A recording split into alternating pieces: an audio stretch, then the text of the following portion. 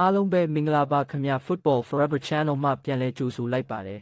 ။ Celta Vigo အသင်း၏ကွင်းလယ်ကစားသမားကိုခေါ်ယူနိုင်ခဲ့တဲ့ Wolves အသင်း Sky Sport မှဖော်ပြထားသည့်သတင်းအရ Wolves အသင်းသည်ကွင်းလယ်လူ Ferran Lopez ကိုခေါ်ယူရန် Celta Vigo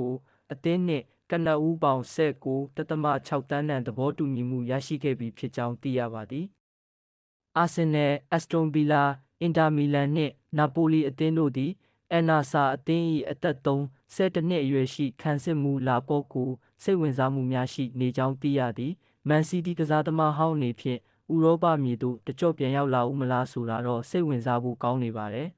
။ ဘာစီလိုနာအသင်းသည် Bilbao တောင်ပံကစားသမား Nico Williams နှင့်2030ခုနှစ်ဇွန်လအထိစာချုပ်ချုပ်ဆိုရန်ကနဦးသဘောတူညီမှုရရှိခဲ့ပြီဟုသိရပြီးထိုစာချုပ်အရအင်းသည်တစ်နှစ်လျှင်ယူရို12သန်းအထိရရှိမည်ဖြစ်သည်။ Nico Williams သည်ပြီးခဲ့တဲ့နှစ်ကခြေစွမ်းကောင်းများပြသထားနိုင်ပြီးအာဆင်နယ်၊ဘိုင်ယန်မြူးနစ်အပါအဝင်အသင်းကြီးအချို့ကစိတ်ဝင်စားခဲ့ကြသော်လည်းကစားသမားကိုယ်တိုင်ကဂုဏ်ဆင်းကြီးတို့ထံသာတွားရောက်ရန်ဆန္ဒရှိခဲ့ခြင်းဖြစ်သည်။အားကစားသတင်းတွေနားထောင်ရတာကြိုက်နှစ်သက်တယ်ဆို Channel လေးကို Subscribe လုပ်ပေးသွားဖို့တောင်းဆိုပါတယ်ခင်ဗျာ။